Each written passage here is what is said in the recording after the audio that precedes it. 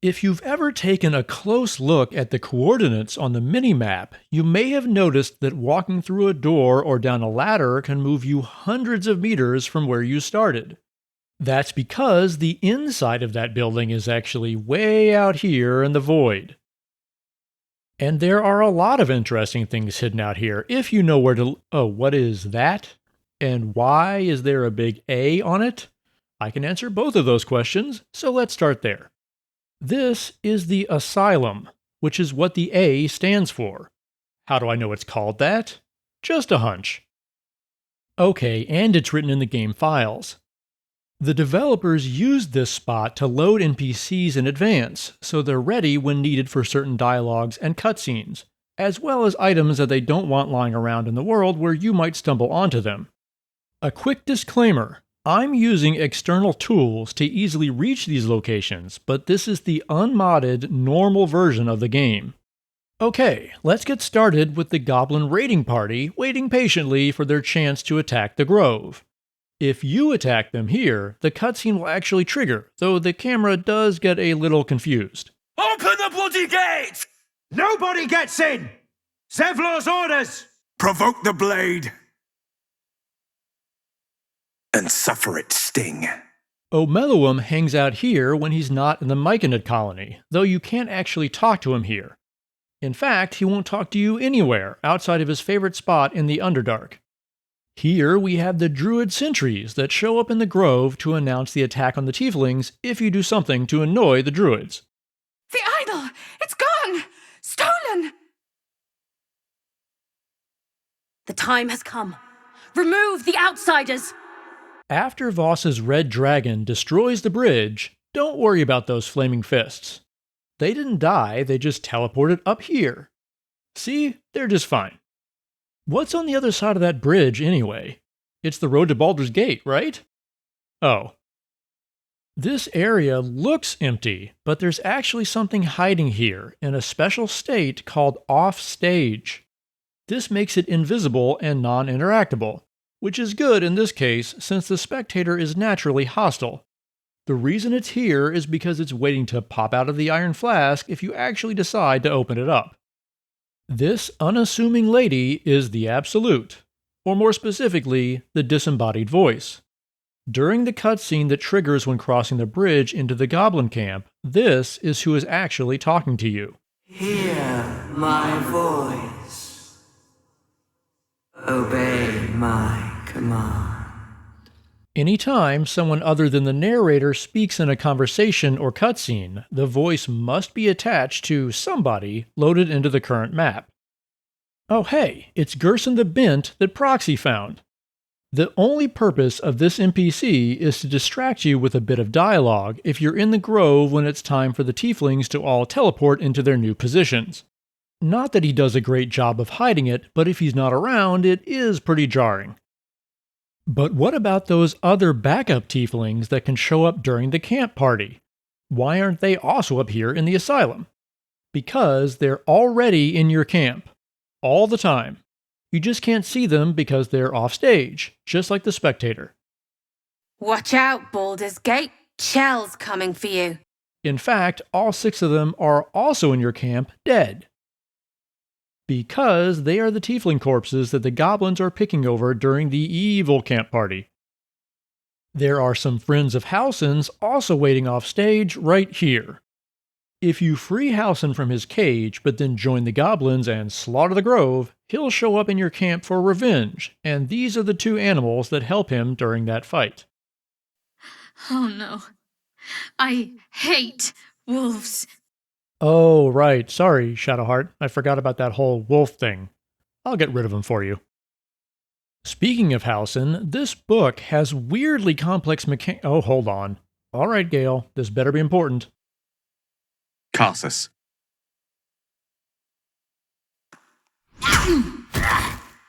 Okay, as I was saying, this book has weirdly complex mechanics. Its whole purpose is to act as a way of learning about Moonrise Towers and the Shadow Curse if you don't find out by talking to Halsin or Minthara. If you kill Halsin first and then kill Minthara, this book will show up on her corpse. Or if you kill Minthara first and then kill Halsin, the book will show up on his body instead. If you don't kill Halsin, but side with the goblins and raid the grove, once the goblin party is over and Minthara considers stabbing you in your sleep, the book teleports into her bag. This way, if the conversation leads to a fight, you can find the book on her corpse. If instead you play nice with Minthara, she'll tell you about Moonrise Towers on her own, so the book is no longer needed. But since it already teleported into her inventory during the conversation, she'll still have it if you recruit her during Act 2. All that just to make sure you know where to go next. A developer comment in the script file actually calls it the Magical Teleporting Death Journal. Nearby, we have the Dark Urge Hangout. Of course, the butler is here, waiting to make his first appearance in camp. Also, hiding off stage is the Dark Urge. This is the actual player character, not a dummy. The only reason I can find for him being here is a debug command that puts the Dark Urge into your party as another avatar. He can't move, but he can talk to companions. Alfira's Bard replacement is also here, and unlike most NPCs in the asylum, she can actually be spoken to, even if you're not playing as the Dark Urge.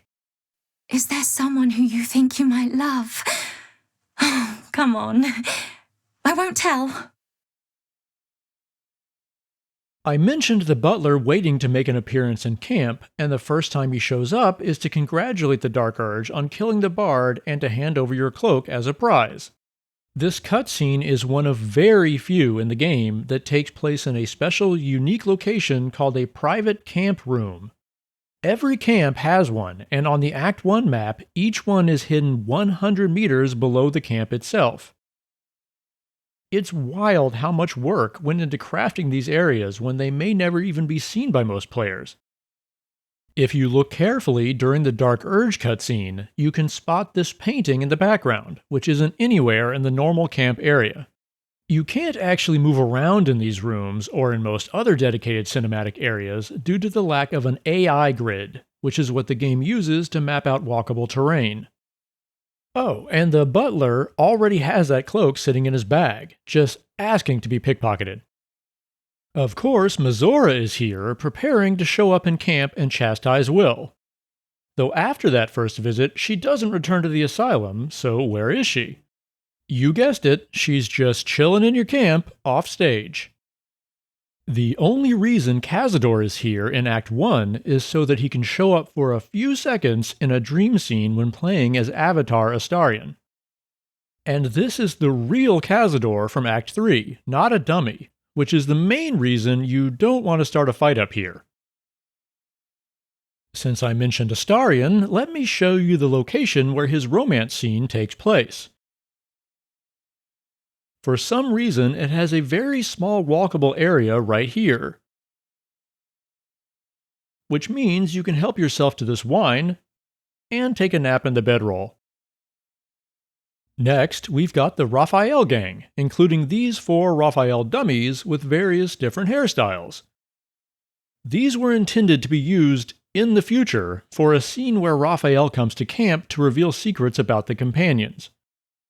As you can see, that scene was never finished. In case you didn't know, Raphael was originally called Monitor, and he's still called that in the game files. This is the real Raphael, the one that appears at various locations in Act 1 to strike up a conversation. Next to him is a dummy version of Raphael in devil form, which replaces him in the cutscene after he transforms. And this is a good time to point out that there's a large chunk of the House of Hope copied into Act 1 just for this short scene. But what's out that front door? Is it Avernus? Nah, it's just the owlbear nest. This platform is supposed to be in Grimforge, in front of the Shar Temple. And sometimes it is. I have combed through the game files and done numerous in-game tests, and I cannot figure out why this particular platform starts in the asylum or when and why it teleports into its normal position. If you have any idea, please let me know. Speaking of that Shar Temple, let's take a look around down there. Again, it's not possible to walk in here, so moving the camera around is going to have to do. The place is pretty stylish for something you can barely see from the ledge above. This Arrow of Roaring Thunder is the one that Barkus will hand you during the Tiefling party if you ask him for it. It has a unique ID so that the game can teleport it around, but it's otherwise a totally normal arrow. And these nearby scrolls don't even have unique IDs, they're just normal scrolls without any reference in the script files. So I have no idea why they're here. Right next to those scrolls, we have this big pile of dream visitors, aka daisies. These 4 in the back are the default versions you technically start with before you customize your own. Up to 4 avatars means 4 defaults are needed. These other 3 duplicates hanging around are backups that are pulled in and disguised as your custom daisy if you somehow manage to start more than one dream visitor dialogue at the same time. All the different Emperor copies are used in the same way as the Dream Visitors. Even though you don't actually see him in Mind Flayer form until after Act 2, the Emperor is a global character, so he shows up somewhere on every map. And your custom Dream Visitor is hiding here under the pile. Speaking of customizing, this spot probably looks familiar. If not, then maybe from this angle? Or, how about now? Though it's a little crowded in here. Right nearby, we have a spot that is probably less familiar unless you played during early access. But the modern Dream Visitor customization spot is over here. Oh, and there's also the Dark Urge hanging out with 4 naked bald dudes. Moving on. Way above the normal level up spot is this alternate version that is only used during the intro scenes for each origin character. If we take a bit of a trip off in this direction, we'll find an unexpected little area. These colored squares are the backgrounds for each character portrait. In the front, we have Gale, Astarion, Lae'zel, Shadowheart, Will, Karlach, Halsin, Minsk, Minthara, and Jaheira. Behind those are all the custom race portrait backgrounds. Those darker ones in the background are unused. And if we look very carefully, we can find this tiny little Macbeth color checker cube. Okay, enough of this diversion, let's get back to the asylum because there's plenty more to see. These are the Golden Path books.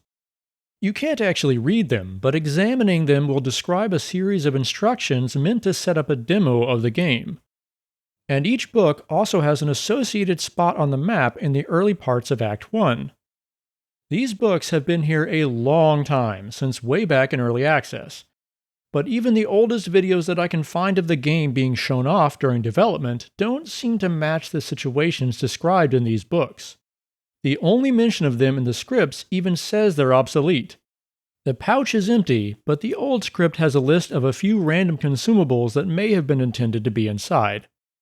Even though you meet your pixie friend during Act 2, you can use the bell to speak to her anywhere, so she needs to be available even on the Act 1 map. And the monk spirit back there works the same way. This werewolf is never used in the released game, but the game files do give us a hint as to who he may have been during development. His internal name is Were-Dad, and that ORI means that he's associated with one of the 6 origin characters. Tracing this layer data lets us find that he was designed to show up in a wolf dream in camp in Act 1. So, my guess is that this was originally meant to be Shadowheart's father, instead of the normal wolf seen in the final version of the dream. On that note, here's a look at where that wolf dream cinematic actually takes place. Withers is hanging out here until it's time for him to pop out of his sarcophagus in the crypt. But you can actually click on him and he'll pop out right here. What a curious way to awaken. You can say that again. But he won't appear in your camp until oh right, the Oathbreaker night. He technically starts in the asylum, but a quirk of his scripting causes him to teleport to your camp as soon as you get in range to see him. As I was saying, even though you already talked to Withers, he won't appear in your camp until you visit the crypt. Why is there a bear sitting here? When you first find Halsin in the warg pins, even though he's in bear form, that's the real Halsin speaking to you. But if you ask him to follow you around the goblin camp and then talk to him in bear form, you're actually talking to this voiceover dummy bear in the asylum. It's the same situation with this Quasit, who is the dummy used when talking to Shovel. Here is Volo's Guide to Goblins, and here it is again. This one is the real one, which is teleported into the inventory of the nerdy goblin sage as soon as Volo is captured by the goblins. If you talk him into handing it over, it will give Gale an inspiration point when you read it, just like it does here in the asylum. So, why is there a second copy? If you side with the goblins and raid the grove while Volo is still in your camp, he'll show up during the party in a nice, comfy cage. If you talk him into handing over the book, you'll get this copy, which won't give an inspiration point when read. Spencer is a very old leftover from development that was already up here during early access. So old, in fact, that even his related flags already have deprecated written on them. Though we can see from those flags that he had some kind of interaction with Will. From digging around in the files, I can also tell you that Spencer is labeled as a monster hunter, and that this tiefling in the grove was meant to be an associate of his. But there's not enough information to know who Spencer was really intended to be. And speaking of old things from early access, the dream scenes with the Dream Visitor were originally very different and took place in a completely different spot. And this is that spot. Even though all the dialogue and other references to those old scenes have been removed from the files, the location used for the cinematics is still in the game, hidden away in a corner of the map. Oh, and when you hear Down, down, down by the river, this is supposedly the river she is singing about. Of course, in the released game, the dream scenes take place here. Though there is still a gazebo similar to the one seen in the old version. Anything interesting inside the skull? Not really, though you can actually walk around a little bit. Okay, I have no idea why those ladders are there. The one on the right is internally labeled as a goblin ladder, and it's just like many other ladders you see in Act 1, both in and out of the goblin camp. The one on the left says it's a rope ladder in the files, even though it is clearly not made of rope. The only other rope ladder is in Boal's Festering Cove, and it actually is made of rope. That reminds me, if I try to enter stealth right here, I get spotted by Boal. He's hiding up here until it's time for him to make an appearance in the cove. But he's not off stage, just invisible, so I can reveal him with Volo's eye. This is Norella, who is another unfinished character from early access. But unlike Spencer, she still has scripts that group her with the other tieflings in the grove, and voiced dialogue hidden away in the files. It took a fair bit of finagling, but I managed to unlock that entire conversation. It's actually long enough that I've put the whole thing in a separate video for those that want to see it. Though I will mention right now that it features a few lines of Shadowheart mocking you, since I know that some of you are into that. For now, here's what she says if you protect the tieflings from the druid attack. Oh, hi. Hello. You surprised me. But thank you for your help with the druids. A real star you are. And since she's still in the list of tieflings, she will disappear from this spot once the other tieflings leave the grove. Now, it's actually possible to reach this asylum without any mods or external tools. It's not the easiest thing to do, so bear with me. First, you'll need any container that has a sliding lid, like this wooden trunk you can find in camp. Drop the crate on the ground in this spot in the swamp. Then, click and drag the crate way out here to the right of the specific tree. Move the cursor up until it switches from saying block to not enough space, and then release the mouse button. Next, pick a high-strength character to pick up and throw one of your other party members, but the instant you left-click to confirm the throw, immediately right-click to cancel action. Swap to another character and kill the one who did the fake throwing. Pick up their corpse and put it inside the crate, close the crate, and quickly drag and release the crate anywhere nearby while the lid is still closing.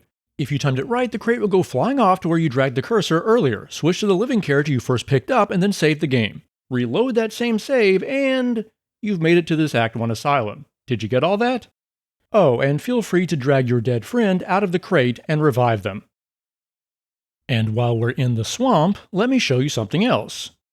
If you pass the investigation check to reveal the true form of the swamp, a cinematic will play that shows the transformation from happy version to evil version.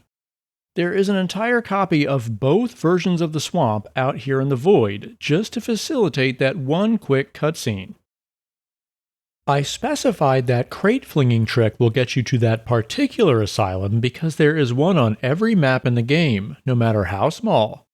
For the mountain pass, this is the tiny little asylum. The Pixie and Monk are here for the same reason as the Act 1 map, since you can talk to them anywhere. And the pile of dream visitors and emperors is also here just like Act 1, though there's an extra one hiding behind them this time. This weird bald daisy is who is talking to you during certain dialogues in the creche, but not all of the time. For example, when speaking to the Inquisitor, the real Daisy chimes in. Don't do it. The weapon is how I protect you. But when talking to the cave entrance inside the astral prism, the bald dummy is the one speaking. Don't ask me why. This is a Githyanki Ardent, who was designed to show up in the infirmary after you got on the doctor's bad side and had to fight your way out. He has a bit of dialogue in the files, so here it is. This mess. This is your doing? Impressive. Our captain may have use for you. Report to her immediately. I am not in the habit of asking twice. Istik, the captain, now. The only reference to this other Gith is a timeline file, the kind used for idle animations. In this case, he was meant to be standing in the classroom sharpening a sword on the whetstone. The only NPC who does that now is Varl if you save him, so the animation would probably look something like this. And right here is Vlaakith, the tiny little level 1 Lich Queen. This is who is speaking to you during the conversation in the creche. She's really not so big and impressive after all. I mean, that planecaster would make anyone look imposing. You are permitted to look upon me. You are invited to kneel. This key was once intended to be required to enter the secret chamber where the blood of Lathander is kept. If you look carefully at it, you can even see that the symbol of Lathander is part of the key. There's no door to actually unlock with it, however there is still a spot that triggers a voice line when you do or don't have the key. That door. There were similar patterns on a key from earlier. But it's a little out of the way. What's in this chest? Nothing special at the moment. But when you use the planecaster to enter the astral prism, you can't very well keep the prism in your pocket, so where does it go while you're in there? Right here in this chest. I mentioned private camp rooms on the main Act 1 map, but every camp in the game has one, so there are a couple for this area too. And the only cutscene I know of that can actually use one on this map is when Scratch and the owlbear cub wake you up in the middle of the night. If you look closely, you can see the same rug under the two animal pals. Speaking of those private camp rooms, you'd think that's where Lae'zel's first romance scene would play out, but it actually has its own unique location out here, which she somehow drags you to even if you set up camp in a cave. When you bump into the Dwagar on the ride to Grimforge, this is where those boats actually are. In fact, those Dwagar are already there waiting for you. Normally, there's no way to peacefully reach their boat, because you can't swap to another party member during the conversation. But because someone else could hop over there if you're in a multiplayer game, each of those other dwarves has their own bit of dialogue. Stay on your own raft! You trying to tip us over? Stop moving, idiot! One wrong move and you're going in the lake. Been a long day for all of us, so don't try nothing funny. One step closer and you're fish food. I wanted to say that there's still way more of this hidden content in the later parts of the game. So if you're interested in seeing more, please let me know in the comments, and it would seem like a good idea to subscribe to the channel so you don't miss it. Thanks for watching.